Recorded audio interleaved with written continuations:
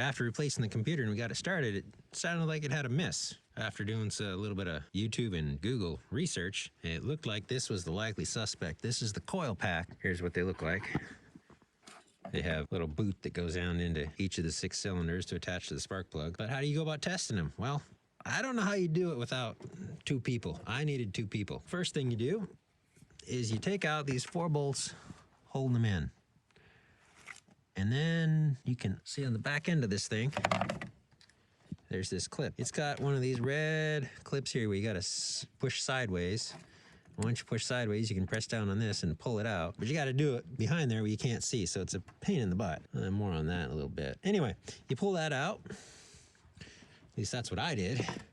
And then I flipped it upside down and plugged it back in. And then you take your handy dandy tool here, stick it in each cylinder, attach it to the ground, and ask somebody to turn the engine over. And you should be able to see the spark.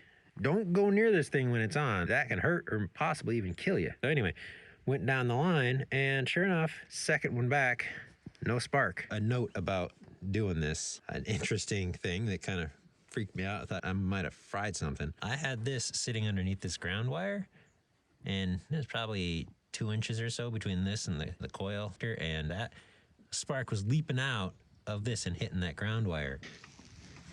Since I got them out, new spark plugs.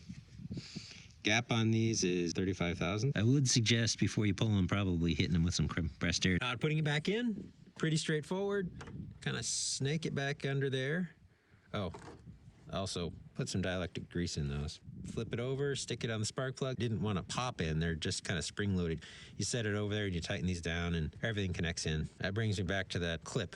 It'll go on there and I can start the car up, runs fine. Obviously that was the right part to fix, but I can't get this locking mechanism to lock. So what it does is it comes up here and you see this prongs here. This has to be pushed on far enough that it actually releases a catch that allows you to lock that. So that won't close unless it's pushed on all the way. And once it's in all the way, then it slides a retaining racket on the other side of here. So what's happening is either I'm not pressing on that release for the clip to slide sideways, or it's hitting something and either way it won't close. Car runs, but that clip won't close. So I spent more time fiddling with that clip than I did replacing the part.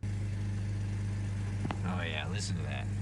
Replaced the computer and this hasn't been driven much at all, so it hasn't learned its idle yet. It sounds way better than when it was missing cylinder 2. Or the second cylinder back, I don't know what number cylinder that is.